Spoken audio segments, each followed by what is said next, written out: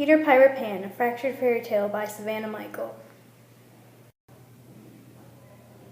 As the ship ascended from the clearest of night skies, its golden sails blanketing the stars and blotching out the light of the moon, a Wendy mother slept soundly and peacefully in the comforts of her bed.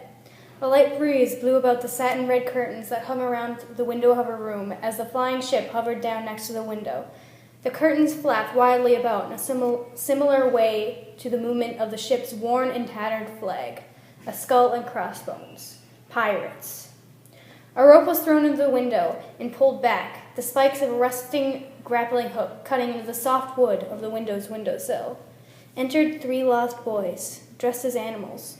The trio swept the Wendy mother from the safeness of her sheets, taken to the pirate ship, at which point the ship rose far above the buildings of London and returned to the night. Second star to the right and straight on till morning.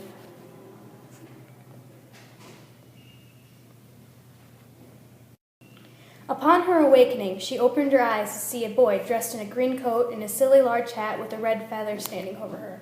"She's awake!" the boy cried. She looked around with wide eyes as a crowd of dirt-covered children began to surround her. "Where am I?" Wendy stuttered. "You're in Neverland, and you're going to be our mother," the boy dressed in green grinned out at her. She looked around at the surrounding children. Despite Wendy's urge to start yelling and throwing a fit, she calmly asked a question. "What's your name?" The boy in green stood tall and answered proudly. "Peter Pirate Pan. Captain Peter Pan. The best captain in all of Netherland," one of the various lost boys pitched in, his voice squeaking. "Well," Wendy addressed him politely, "Captain Peter Pan, please take me home." A few gasps arose from the crowd of children. One of the lost boys stepped forward and grabbed onto the skirt of her pale blue dress. "Please don't go. We need you to be our mother." Wendy felt confused. She glanced at Peter Pan. "What do you mean? Don't you have mothers?" Peter spoke up. "These are the lost boys. They've come to Neverland because their parents have lost or abandoned them. My parents were taken from me by a man named Hook. We don't have a mother." "No one to take care of us when we're sick," one of the lost boys exclaimed. "We don't have a mother to read us stories," another mumbled. The rest nodded in sad agreement. "No mother?" Wendy felt horrified. Everyone needs someone to look after them, someone who will love them. A mother or a father? Anyone? "So you'll be our Wendy mother?" Peter asked in excitement. "I can't be your mother," Wendy told them, frowning a bit. "I'll miss home too much." Wendy looked at the sad children. "But I promise that I'll help you find all of your mothers." Peter Pan grinned with great happiness. Raising his clenched fist, he raised his head to the sky and called to the clouds like a rooster. The lost boys cheered. Captain Peter Pan had allowed Wendy to sleep in the captain's cabin the following night. Wendy tossed and turned until early hours of morning. How was she going to help all these children find their parents? Images drifted into Wendy's mind.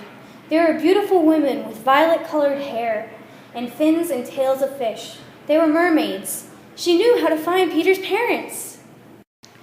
After telling Peter Pan of her idea, the two of them left the ship immediately onto the magical island that was Neverland. As they walked, the sound of a waterfall could be heard echoing between the trees. "What happened to your parents, Peter?" Wendy asked curiously. Peter Pan clenched his jaw a bit as he explained. "There's a man named Hook because he only has one hand. They say that an old crocodile took it from him, bit it clean off.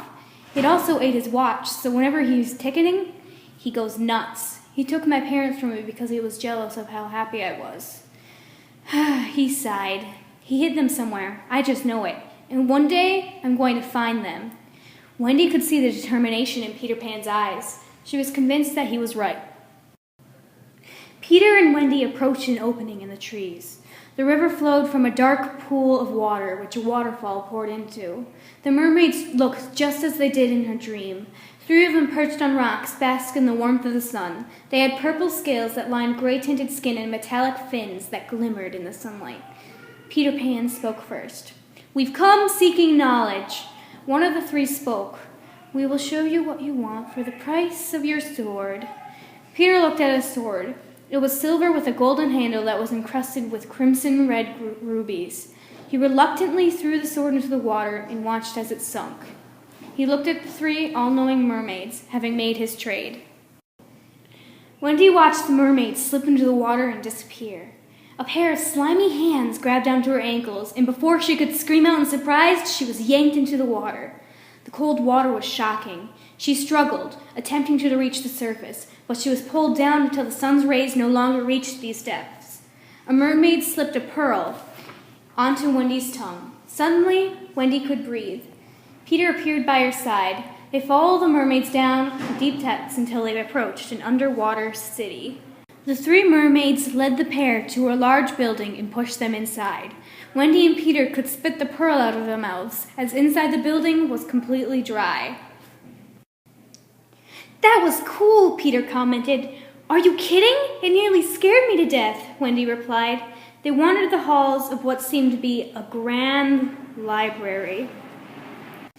"I don't know where to start," Wendy exclaimed, feeling overwhelmed. Peter felt the same way and looked around. Then something caught his attention. A small glass case. Inside featured a single yellowing sheet of paper, spread out for viewing and curling at the edges. Peter opened the case and carefully took the sheet into his hands. Wendy looked over his shoulder. "A map?" she asked. He dragged his finger across the paper, following a dotted line that was marked on the page. The pad of his finger stopped and pressed against a big red X. "Yes," he smiled. "It's a map." "What's it lead to, Captain?" "The greatest treasure of all. Family. I'm going to find my parents." And the rest of the story is up to you.